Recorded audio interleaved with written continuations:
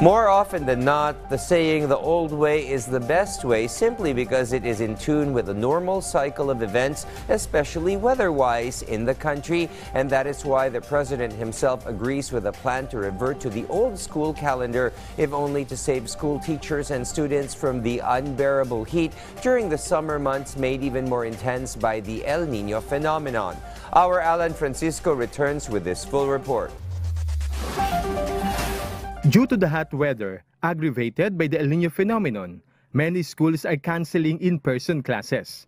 Many are implementing blended learning. Because of this, Desiree feels the difficulty of schooling of her grade 2 child. Yung health ng mga bata, kasi sa sobrang init nga, may mga pwede silang tubuan ng mga rashes dahil sa sobrang init, sinisipon, inuubo dahil natutuyuan ng pawis dahil sobrang init sa classroom. Actually, last week, buong week walang klase yung mga bata kasi puro suspension ang nangyari dahil sobrang init. So ngayon, bumalik naman sila sa classroom pero 3 hours lang yung klase.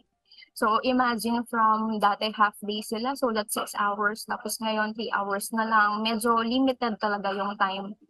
Pero tingin ko helpful yun lalo na magpo-fourth grading na, mag-exam na yung mga bata. Kailangan talaga nila ng help ng teacher. Because of El Nino's effect, particularly on students, President Ferdinand R. Marcos Jr. himself said that he agrees to move the start of classes back to June beginning next year. According to President Marcos, it is timely to return to the previous school calendar because schools cannot avoid suspending classes due to extreme heat. Especially with the El Nino being what it is. Every day, you turn on the news, F2F classes are cancelled, F2F classes have been postponed, etc. Under the current school calendar, students have classes in April and May, when the weather is usually hot.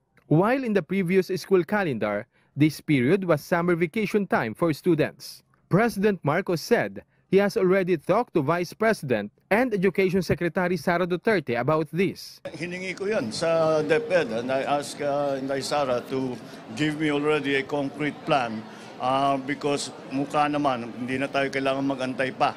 At mukha naman kailangan na at I don't see any objections really from anyone. The return to the previous school calendar is primarily for the students' welfare.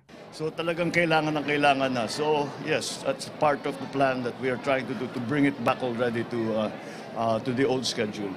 Yeah, I think it will be better for the kids. The Department of Education has already suggested to President Marcos that it would be better to start the school year in June 2024. Alan Francisco from the National TV Network for a new and better Philippines.